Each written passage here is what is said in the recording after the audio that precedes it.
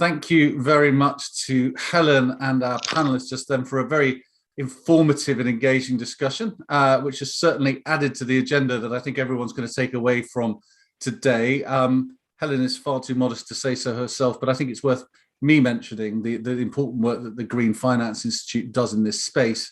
And I don't think it's a coincidence that the UK is taking a lead because of the presence here of institutions like the GFI. So thanks to Helen for sharing that, and thanks to all the panelists. For our final session today, I am delighted to be joined by Jean Boissineau. Jean is the head of the Secretariat for the Network for Greening and Financial Network. He is a very important player in this regard.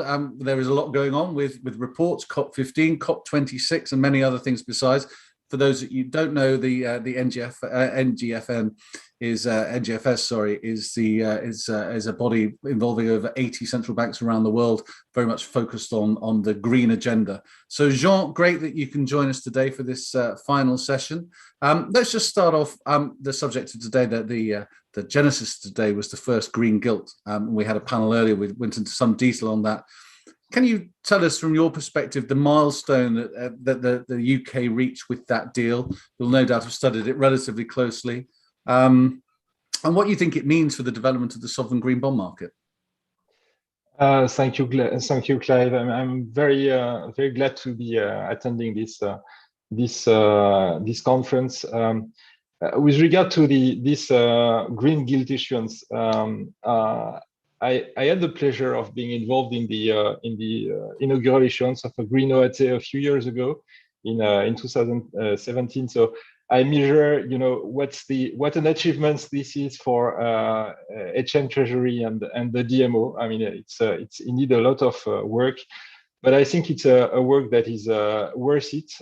Every second, every hour, every week of preparation.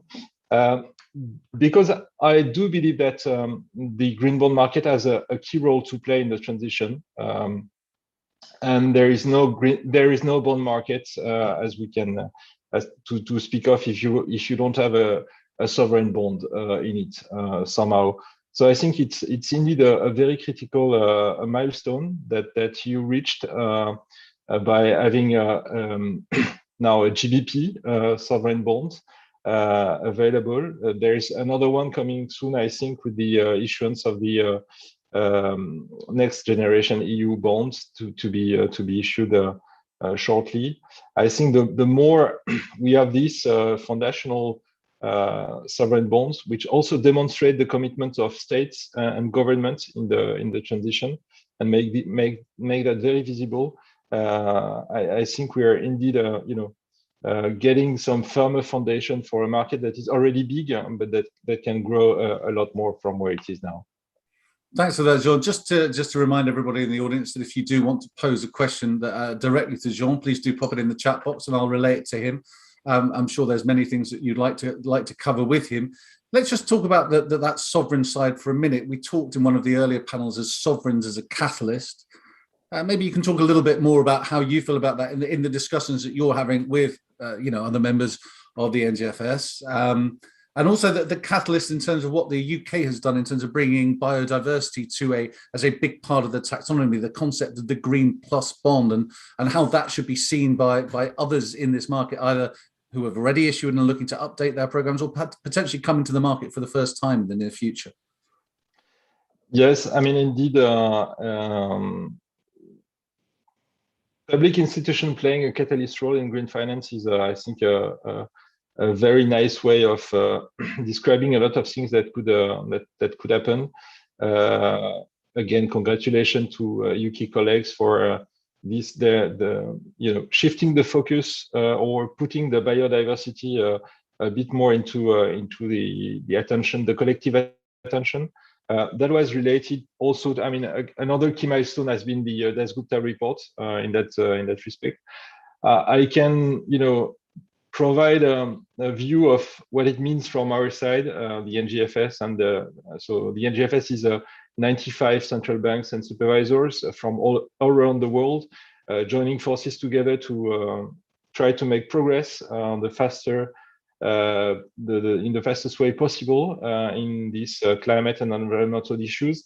And the Dasgupta report has been somehow a confirmation that we were right to start working on that, and also a key accelerator in that respect, leading us to work jointly with a number of academics to explore, the macroeconomic significance of biodiversity losses, the financial stability implication of these losses, and to basically go from a position where we think it's an important matter to a position where we understand what that means for our mandates, because everything we do in that respect is not, despite of our mandate, is not, central bankers wanting to do something else than the job they are paid for, but because of this mandate, and it's really about understanding how these developments have or impact the macroeconomy, impact the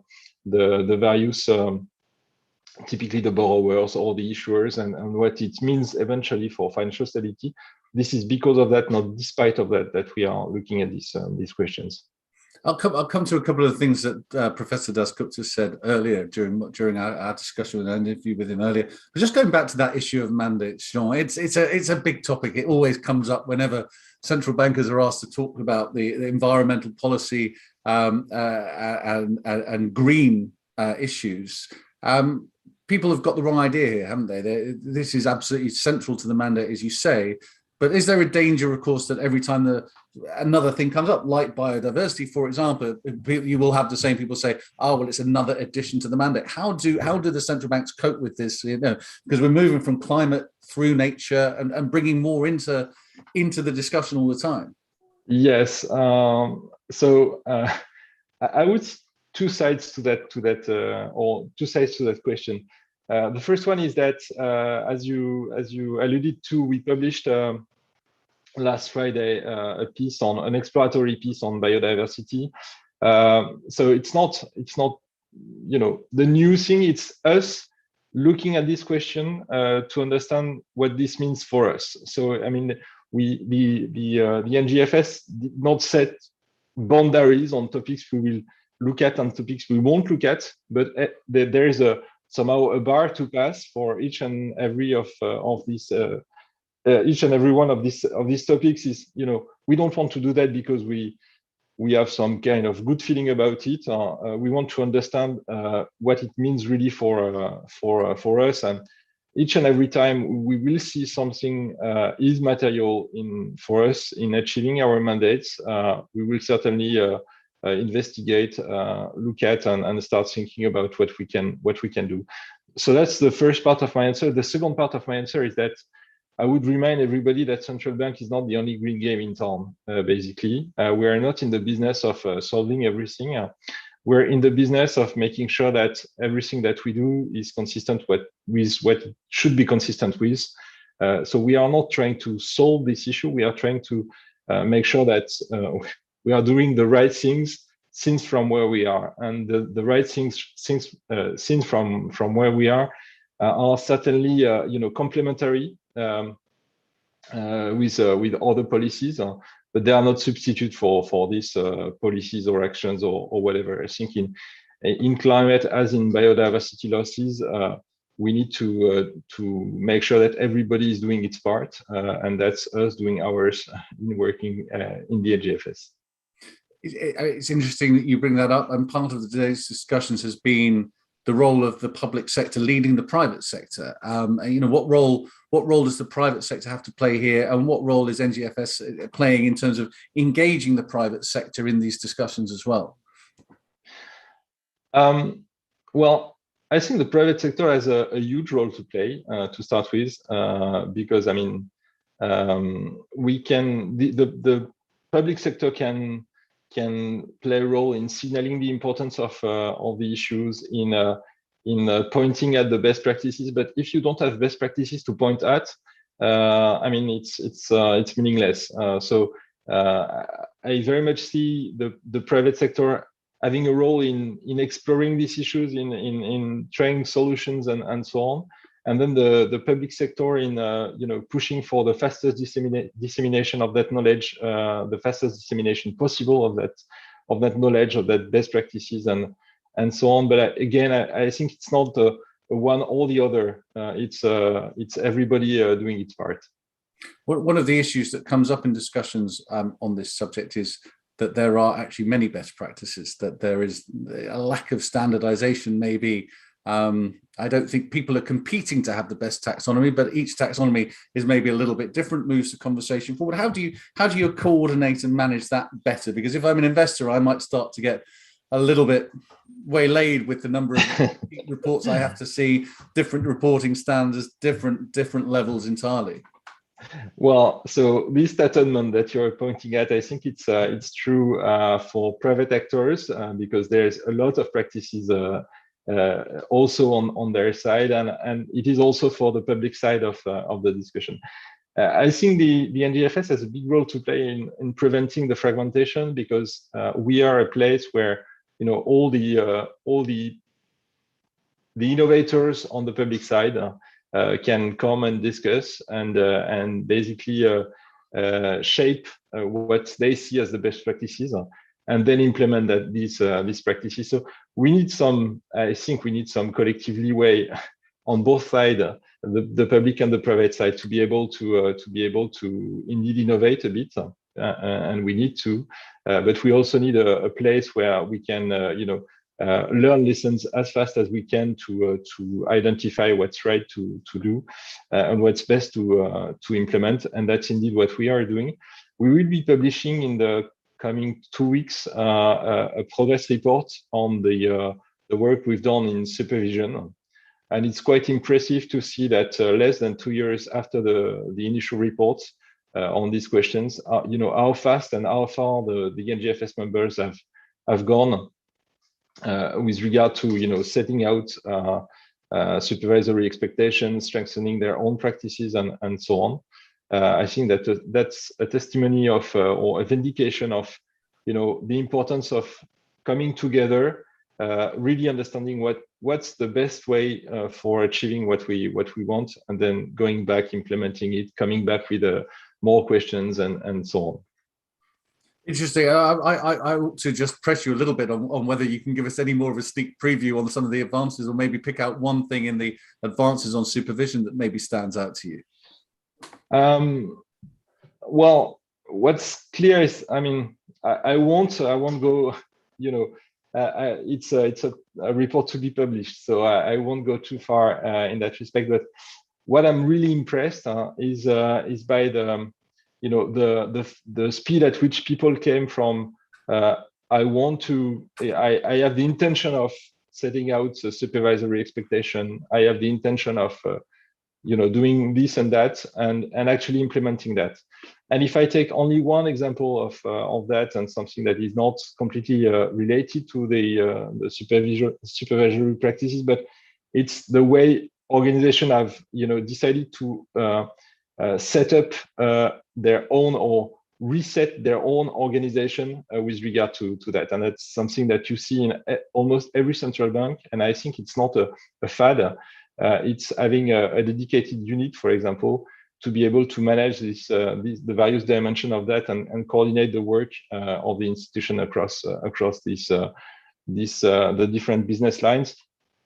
And when you look at the number of institutions that have set up a hub, a center, whatever, it's actually impressive, and a testimony of this becoming hardwired in the organization.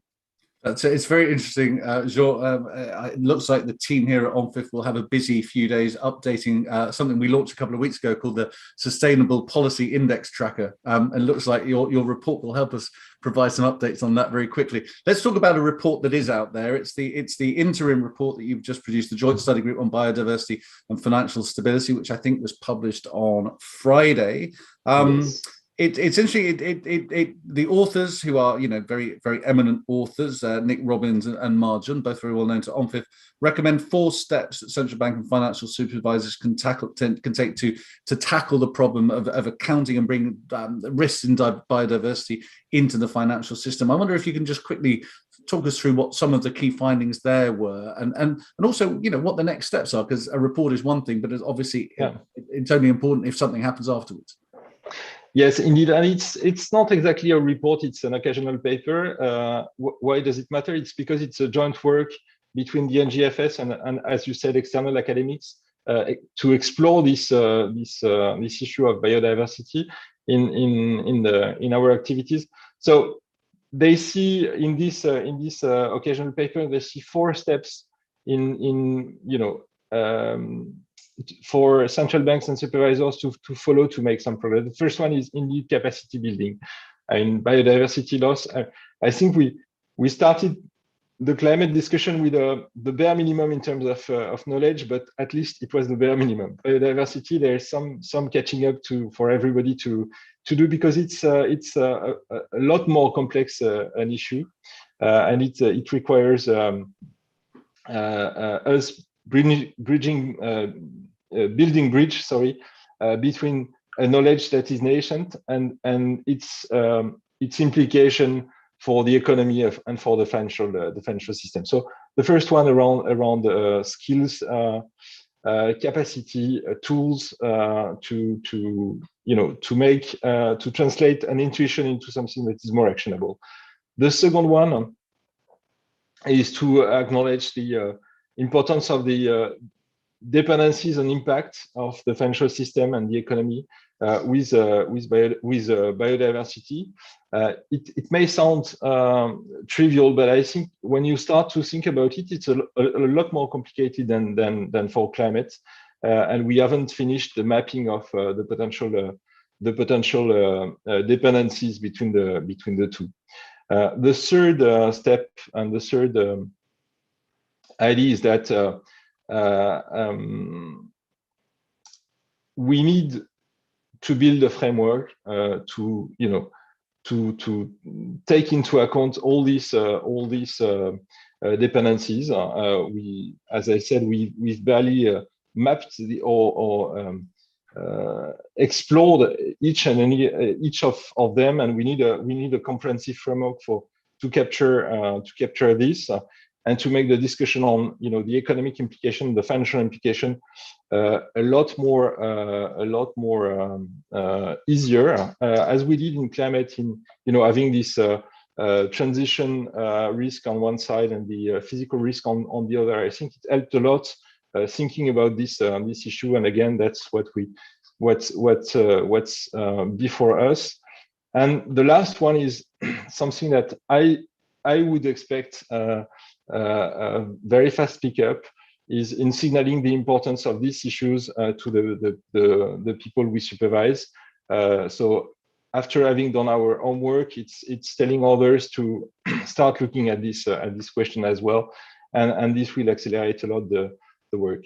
So that's where we stand now. It's an interim report. The group has started the next leg of the journey toward the final report to be published. I would think before the actual in-person COP in Kunming next spring.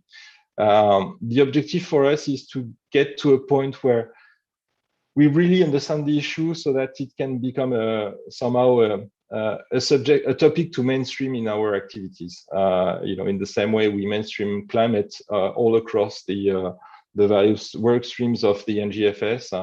In the end, we want to understand the issue well enough to start thinking about what it means to supervise biodiversity losses, risk associated with biodiversity losses, what it means to build scenarios to be able to have a macro assessment of the implication of that, and so on and so forth. And within that, I know double materiality is a concept you're exploring, even if I can't say it.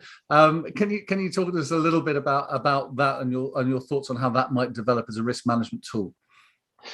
Yes, well, I think the double materiality issue. So to make it, maybe not everyone is aware or familiar with the concept, is about distinguishing the inside-out materiality and the outside-in materiality. So starting with the outside-in, what's the implication or what's the impact of the environment on the organization, and on the other side, what's the impact of the organization and the activity of the organization on the environment. There has been a lot of, I would say, even a theological war between various parts on materiality. I think that in the end, it's certainly not a question for a theologian to discuss or to disagree about, because indeed the two matters, when you want to assess the materiality of environmental risk from an institution perspective, you need to assess indeed the impact of the environment or the loss, typically the loss of biodiversity, on the activities of the organization. That's for sure, and you will basically grab the equivalent of physical risk in looking at that. And you want also to understand, as policies will move forward to address these losses, what would be the implication for the organization, and to be able to form a view on that. Basically, you need to indeed understand the outside-in impact, and that's a way of, I would say, starting to assess the equivalent of a transition risk from the organization perspective. So I think the double materiality is not so much of a new concept. Is a nice way to distinguish between these two elements, and can be related indeed to this equivalent of a physical risk and equivalent of a transition risk. One of the things that came out of the panel we had just now was, and it's a very complex and there's no easy answer to this, but I think that was the point. But biodiversity is a I think Paul O'Connor from J. Morgan described it as a reasonably challenged market to incorporate into a bond taxonomy, or into the bond markets, or generally into the economy itself. But to achieve something substantial here, one has to try to move towards finding a price of nature. We talk about the price of carbon, but a price of nature. How can we move those conversations forward? How is NGFS looking to consider that as something that ought to be considered? Yeah, I think that's where the parallel with climate maybe not as helpful as it could be, because I think the climate discussion is actually quite simple and can be indeed pinned down on the price of carbon at some point. Biodiversity losses is a much more complex phenomena, and I'm not completely sure that in the end we will be able to grab a single metric basically that capture the thirst of the discussion. That being said, I think we are in the process of better understanding exactly where this biodiversity should fit when we think in terms of macroeconomic modeling, microeconomic modeling, and so on. And I think that's exactly the work that is currently being conducted in the NGFS. Which is, as I said, having the right framework to understand it in a manner that can be operationalized later on.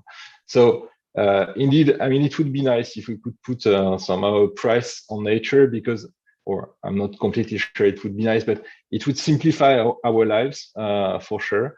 It may be very difficult to reach, but it may be necessary to reach, to be making progress, because there are possibly some alternatives way of capturing the issue. One of the things Professor Dasgupta said in his interview earlier, and we need people like Professor Dasgupta to challenge and make people think ahead. He was talking about how, if you're a country or a corporate, why would you be a first mover? What is the first mover advantage of incorporating the price of nature into everything that you do? So there is this requirement for international coordination, global coordination and cooperation. And he compared it to just the world coming together to sort of create the World Bank and the IMF potentially. Is that something that you think needs to develop? Is that something that NGFS will be part of? Can it play a proactive role in that discussion?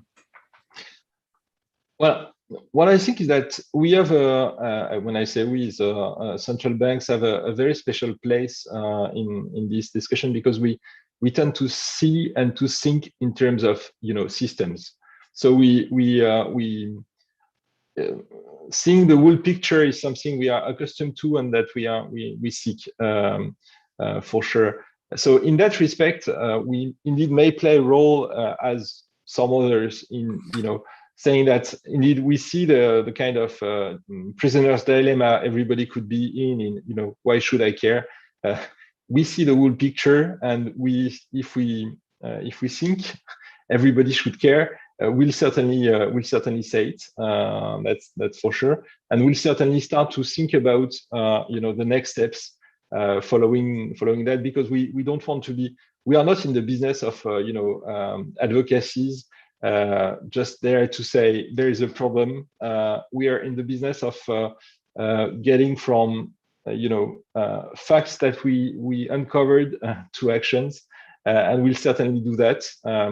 And again, it will be about raising the attention of others, for sure. It won't be about trying to solve the issue for others, but it will be about making sure that if we think someone has to do something, we'll make sure that this is, he knows about it. I wanted to, I don't know if you got a chance to see it, but last week at or 2 weeks ago at our Sustainable Policy Institute Global Symposium, we had Ignazio Visco from the Bank of Italia making some quite forceful statements about the potential for greenwashing and the market needing to effectively sort its act out on reporting standards in particular. Is that a view that you would share? Is that, again, something that you discuss among the NGFS? That's so I would certainly not have a view to share, but I can say something about the discussion in the NGFS. We have a work stream that is dedicated to market monitoring, and in that context, it's market development is certainly something we see and we care about. And I think part of the current focus on the quality of the reporting is indeed in connection with this development. There is a lot of hype around sustainable finance. And when there is a lot of hype, well, you can have two sorts of bubbles. You can have bubbles in terms of prices, and you can have bubbles in terms of quantities. And bubbles in terms of quantities, when in the context of green, is exactly what is called greenwashing, because it's things that ought to be greener than they are, but are inflating. And in that context, I think indeed our focus on the quality of the disclosure has something to do with a concern of potential developments that would be probably unhelpful, neither for the problem we are considering, nor for the contribution that finance could play in addressing it. So just that we're running out of time, so just one last question, and hopefully this is not about hype, but reality. COP26 is just around the corner. Very quickly, in a couple of minutes, John, if you could just give us your thoughts and hopes and expectations for what may be achieved at COP26. So I think there a very strong momentum going to Glasgow. That's something I can see in the membership of the NGFS. We are preparing something for the COP. You will see, but it's something that is really not some kind of bureaucratic exercise from the Secretariat perspective, but really benefiting from a collective momentum in that respect. And I hope that this collective momentum is something that can be observed all across the worlds, the sectors, whatever, because I think we are now 6 years after the Paris Agreement. The whole rationale of the Paris Agreement is to step up the ambition up until the point that we have fixed the problem, and we know that we are not there yet. So I hope that this momentum will translate into a raised ambition all across the world, and collective action, which means that a collective commitment to act, and everybody doing its part in this action. And Jean, for sure, the central banks will do their part. I'm sure they will, Jean, and we look forward to feedback from that. Thank you for joining us today. All that remains for me now is just to conclude today's session. We set out at the start to review the green gilt debut bond and its success, but we deliberately also said we want to look more to the future. We've done that today. A lot has come out of these discussions, a lot that will certainly follow up at ONFIF, and I hope the market will too. We've talked about putting a price on nature. We've talked about adding scale to this market and then defining it. These are all very important points. As well as the price of nature, there's an old phrase that talk is cheap. Well, I think in this instance, talk is very important. It is bringing people together in forums like this that can really advance the discussion about biodiversity. It is clearly a very complex subject matter, requires some very, very bright minds to think about how we can bring biodiversity into finance. But clearly we need to do this, and we need to do this now. The report that you may have seen today, a biodiversity intactness index that has been launched, said that the world is at 75% of its intactness on biodiversity. The estimation is it needs to be at a 90% level to be safe. In the UK, it is at 53%, 47% of biodiversity in the UK has been lost since the Industrial Revolution. So on that note, I hope that we very much can reconvene again to discuss this some more. I'd like to thank all of our keynote speakers, John Glenn, the Economic Secretary to the Treasury, Partha Dasgupta, and also Jean Boissineau, all of our panelists. And particularly big thanks and congratulations again to the UK DMO and Her Majesty's Treasury. They really have done a great thing here in terms of advancing the discussion. I know they will not rest on their laurels. We look forward to seeing how the green sterling market develops in the future, but it's got off to a great start. Thank you to everyone for joining today, and see you again at ONFIF very soon.